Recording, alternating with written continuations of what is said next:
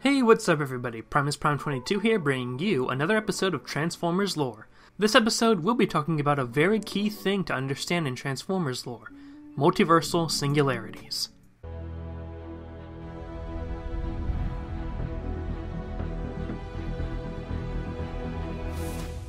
The Hasbro Takaratomi multiverse is, well, made up of multiple universes. Many of these universes are similar to each other in the sense of characters. For example, in Primex 984.17 Alpha, we have a Spike Witwicky, a young boy in the 80s who collaborated with the Autobots and would eventually be the father of a young boy named Daniel. Let's jump universes over to Primax 1005.19 Gamma, where we have another Spike Witwicky, a young man in the 21st century who serves with the United States Armed Forces, betrays the Autobots, and later on becomes a member of G.I. Joe. His real name is Steven and his father's name is Daniel. Throughout the multiverse, there are characters who have counterparts or analogous partners in different universes.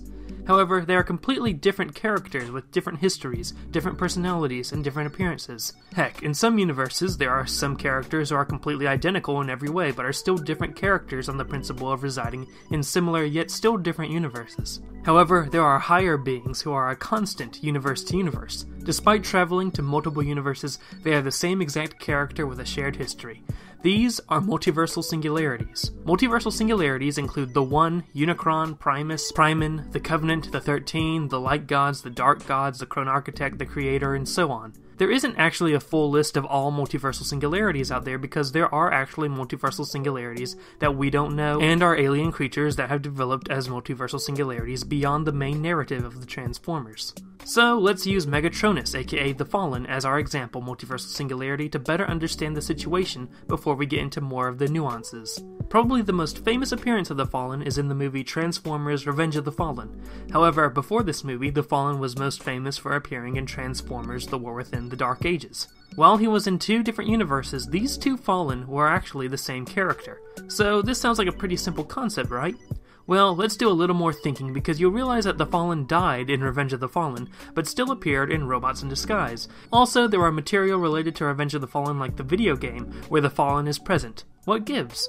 Well, first let's address the death thing. Multiversal singularities actually can't die, and though they may fall in one universe, the laws of life and death do not apply, and they can still carry on with their lives. The 13 are an interesting case because, upon death, they go to a section of the Afterspark called the Realm of the Primes, and can return to the land of the living at their leisure. Okay, so what about the different versions of Revenge of the Fallen that happened?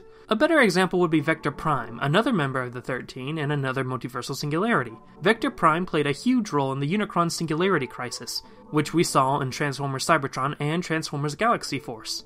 These two shows are, in essence, the same exact show in a different language, but they happen to be in two different universes. Well, according to Hasbro, at certain critical junctures, multiversal singularities would become a quantum event, experiencing two or more possible outcomes at once. When this juncture or crisis ends, Vector Prime and other multiversal singularities cease seemingly existing in two universes at once. But do they really exist in two universes at once?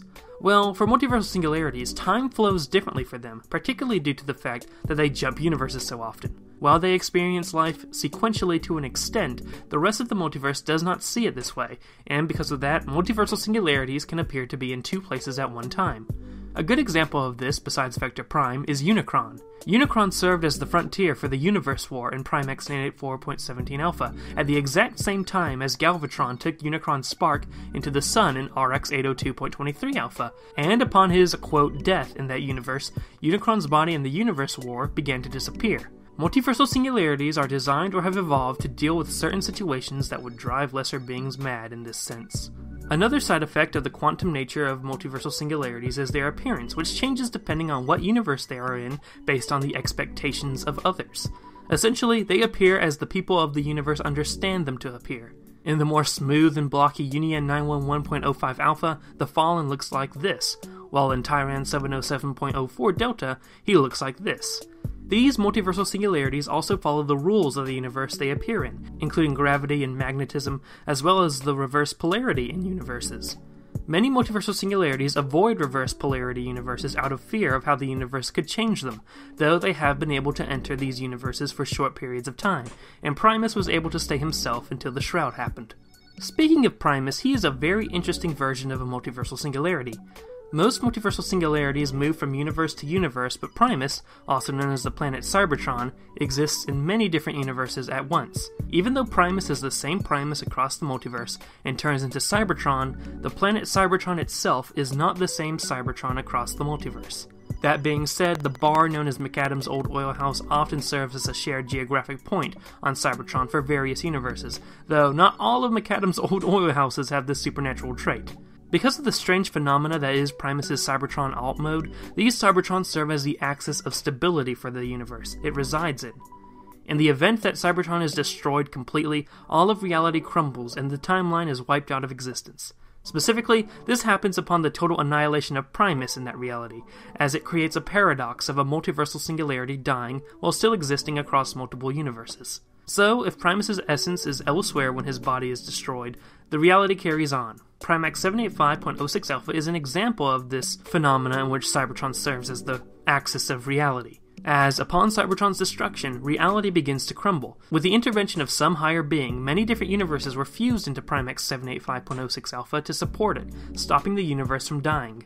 Unicron and Primus are two sides of the same coin, and if Unicron is destroyed, and I mean completely destroyed, like spark thrown into a sun, this causes the creation of the Unicron Singularity, a black hole that tears apart at reality across the multiverse. Now, in a twist of fate, not all characters like the Multiversal Singularities are part of the Multiversal Singularities.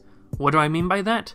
Well, the Unicrons created by a Primacron, a character who is not a Multiversal Singularity, are not part of the same Multiversal Singular Unicron. The 13 from Primax 1005.19 Gamma are also not part of the Multiversal Singular 13. Alpha Trion is also a big example of this, as most Alpha Trions we know are not part of the Multiversal Singular Alpha Trion, also known as Solamus. The Malgus cluster, due to its anomalous properties, does not have multiversal singularities. Remember in the gender episode what I said about the Union cluster? Well, those 13, Primus and Unicron are, or rather were, not part of the multiversal singularities. However, in the Union cluster during the Great War, the Dark Spark was jettisoned into space by the Cybertronians of the Union cluster. The Dark Spark managed to break through the quantum membrane of the Union cluster, bringing it back into the multiverse. Because of this, any multiversal singularity character that existed in the Union cluster merged with the main multiversal singular characters. After June 24th, 2014 Quadwall time, or our time, any appearance of the multiversal singularities like the 13 actually were a merged version of the 13. The same can be said of any appearance of the 13 or multiversal singularities after the events of Transformers Rise of the Darkspark in the Union cluster. It should be noted that there are actually 3 members of the 13 in the Union cluster who are not part of the multiversal 13, meaning that after the Union cluster was brought into the multiverse, there were actually 16 members of the 13. Yeah. Some other things to note is that characters who jump dimensions a lot are not multiversal singularities. Now, in October of 2015, the multiversal singularities were changed forever in an event called the Shroud, but that is a story for next week. And that's going to wrap up today's episode. Thank you guys so much for watching. Subscribe for new videos on the channel, follow me on social media for updates, and have a great day, ladies and gentlemen.